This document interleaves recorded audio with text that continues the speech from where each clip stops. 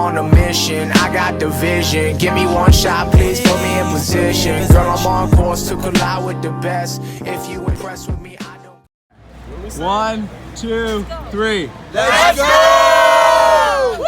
Woo! What's up, guys? I am back in the shop. I know it's been a while since I've done my last YouTube video, but I'm coming in hot and we're doing another build. Not the Limegate bike, my actual race bike from last year. In my last video, I showed you guys that it kind of had a broken tranny, and it's still locked up. So I'm gonna drop the motor, show you guys a few tips on how to drop the motor, and go from there. And hopefully we can get it fixed this week, and I can finish this build this week so I can ride, because it's raining and it's wintertime, and you know what wintertime is good for? Riding with your friends, people. Go out trail riding, go make new tracks, go make new jumps, you know, shovel and Beaumont, do some big jumps, do some big whips, you know, skip some whoops, all those things. So I would definitely need to get this bike running so I can ride, because yesterday I sold actually one of my bikes. So that's pretty sick, but I gotta get this thing running so I can start riding again. And then also, this bike we're gonna start working on this bike really soon too, the Limegate bike. So stay tuned. Let's go. All right, guys, as you guys can see, I stripped this bike pretty good already. I already took the subframe off and stuff like that. But, you know, the only thing you really need to take off to get a motor out is the shock, and then unbolt the airbox, and you can basically leave everything on except for the radiator hoses, and, you know, unplug everything. This one's pretty bare just because I took the e-start off of this bike and put it on my bike that I was selling, and I'm gonna get a brand new e-start kit for this bike, so all my bikes are gonna be buttoned. So I can't wait. But BWR engines, guys. But what I'm gonna do now is I'm just gonna unbolt the motor mounts, boom, boom, boom, down there. Take the shock off, and this thing should be popped off, and we should be ready to go. Okay, guys, we're about to get this motor out, and I want to show you. So I took the motor mounts completely off, all of them, but a quick tip. So I took the shock out. I always take the brake caliper off the frame, because when this swing arm rolls back like this, there's always a possibility that this hose gets kinked, or it gets a little rip right here on this seam right here. And you never want to just, you know, if you can keep away from breaking or damaging parts when you're tearing your bike apart, it's always a plus. So quick tip, take the brake caliper off. And two, these Allen bolts, these 5mm Allen bolts are a little bit longer than your fork bolts, your fork guard bolts. So you never want to get these things mixed up, because what happens, see the extra length on this? Let me try to get focus right here.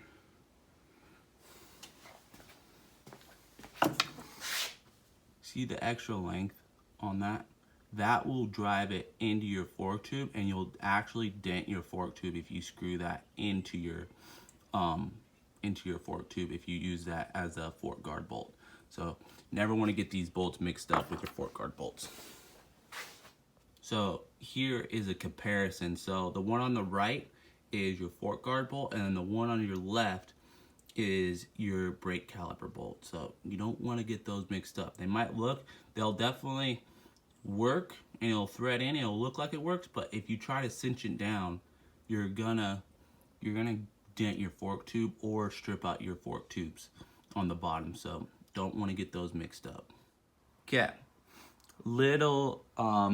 this is what you want to do when you get your motor out. You want to take your motor, and you're gonna rotate this head part and the back. So you want to rotate the head down and the butt up, and that's going to create more space.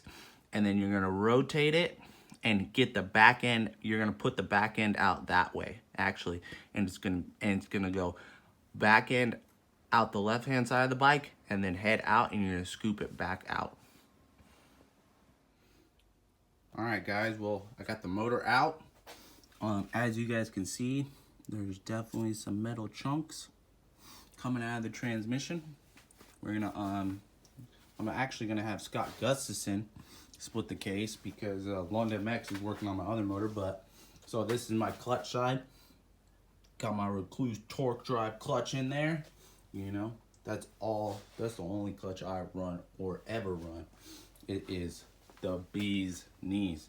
But I'm just gonna I'm not gonna do anything to the rod top end, no nothing, because it only has 12 hours on it. But I'm just gonna put some new transmission gears and new transmission bearings in it, and hopefully we didn't mess up the cases inside, and hopefully it's all good and I'll be able to get riding next week.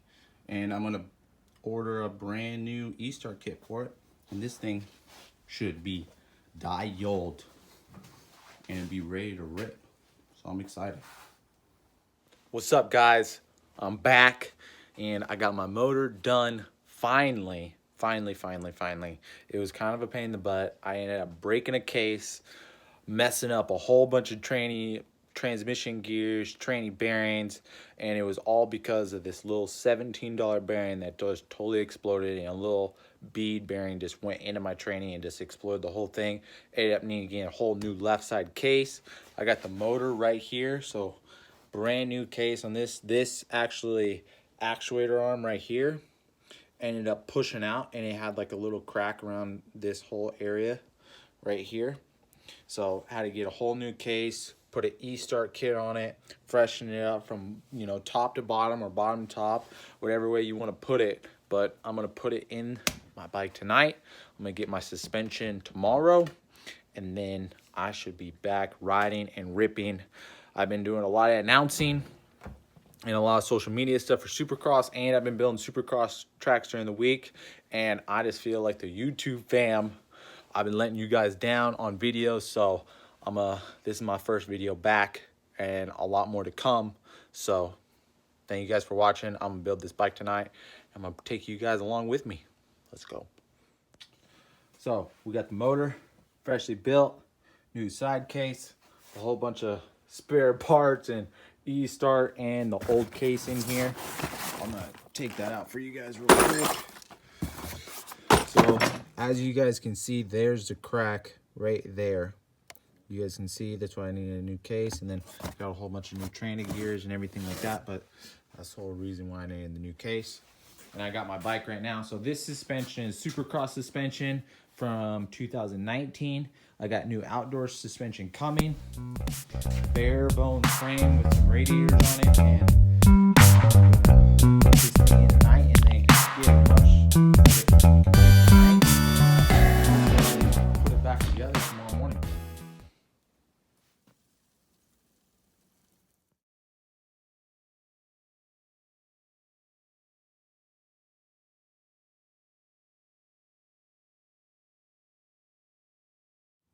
All right, as you guys can see, got the motor in pretty easy.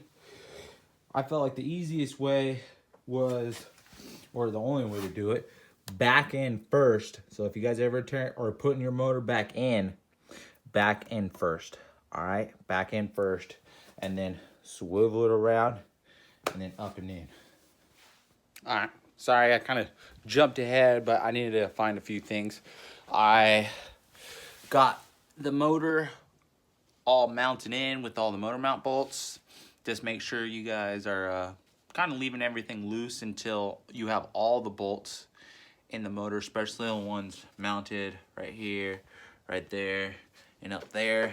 I just torqued all those, and then I was missing a lot of parts. So I have a few projects going on, and that's what I'm going to show you guys right now. And I have a lot of parts a little bit everywhere. So as you guys can see, that they're missing like a wiring harness, some radiator hoses, and I found this swing, this subframe, and I kind of figured that I needed to get everything together. I have a couple projects going on. So this is the cryo heat bike that I got to put together. I'm still waiting on the motor from Clint. He's kind of a little occupied with Addy doing Supercross, but starting to get all the parts together. Thank you, Cryo Heat and the vapor blasting, and then I got some micro polishing on the tranny and motor parts, and then figuring out my Pro Circuit cans. Thank you, Pro Circuit. And then got my parts block over here with the other bike, so still some dirty parts from San Diego last year. And this is the other bike. Found like 3 subframes. These are all broke though. I need to get them welded. Found some old plastics, and then look at this mess that Addy has. Whole bunch of freaking Suzuki plastic and stuff, and then I got boxes of just old Honda parts and pipes and helmets and wheel trim, wheel stand and stuff, and then tires. So I haven't touched all this stuff in a little bit, but old freaking fuel pumps, air filters and stuff. So I got a ton of stuff over here. I just need to organize it a little bit, and that's what I'll be doing in the next couple days or next couple weeks. And then I also got this Kawasaki, the third project that I'm working on. Just got the brake lever in and got to clean it all up and stuff. But so yeah, no, I got projects galore going down, and got to figure out the wiring harness for this thing and get it all plugged in. But that's what I'm figuring out right now. I'm gonna get these radio hoses on, getting those, make sure those are tightened up, and then start kind of cross-examining and then plugging stuff in as far as wiring harness goes, and figuring out how this thing goes and put it all together.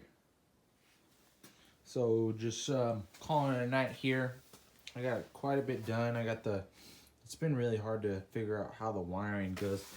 I had that little capacitor up here. I think it kind of goes down there. It's kind of hard to figure out which way the wiring goes, because I don't have a bike here. I know where the wiring goes, but trying to figure out where everything plugs in and what's the cleanest route around. So gotta figure out tomorrow. But got the motor in, got it all torqued, got the wiring harness in, got the subframe on the fuel injection, and then hopefully we'll have everything and button this thing up and put some fluids in it tomorrow. Rip. Alright guys, we're back next afternoon. I've been kind of tinkering with this thing. Finally got the wiring done, got everything bolted, got the pipe bolted up. I had to find a new header just because I didn't like it and it was a little dirty. Still have a lot of work to do, putting the brake on, just little stuff, but I got the wiring all done. I got the fluids in, and I'm hoping that it'll start right up, and then I can continue. I don't even have the shifter on yet or the chain, but I just wanted to get it all bolted together just to make sure this thing starts. There's been a lot of times in the past where I've put everything back together, thought everything was good, put the plastics on and everything, and then all of a sudden something just doesn't go right. So hoping for the best.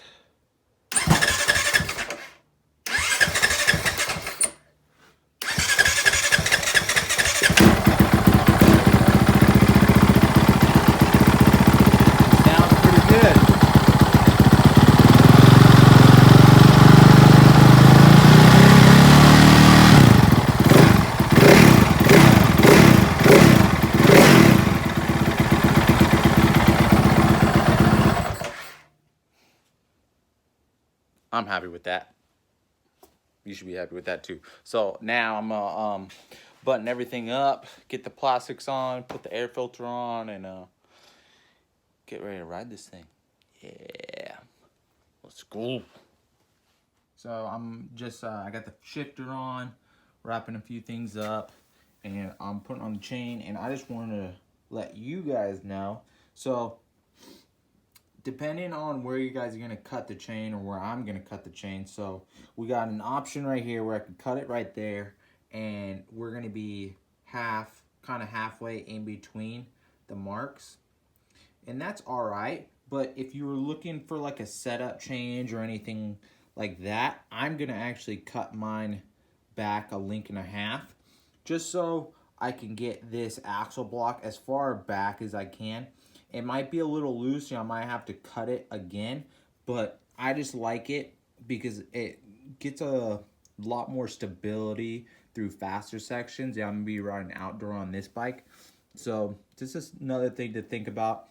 The farther back the axle, the more stability you'll have and the longer wheelbase you'll have on the motorcycle. The closer the axle toward the front, so towards the front of the marks right here, the shorter the wheelbase, so the easier it's going to corner. So just a little setup change that some people know, some people don't. Just wanted to share it with you guys. Okay, finally put her back together. Still got to do an air filter. I don't have any oil, but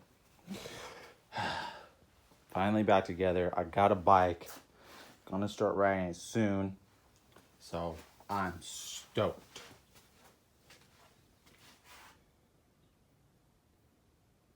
All right, guys. Bike build 1 of 3. So keep an eye out for the next videos. Thank you guys for watching. I'm gonna be posting more, so please subscribe, like, dislike the videos. I don't really care. All love here, but thank you guys for watching. I'll see you guys soon.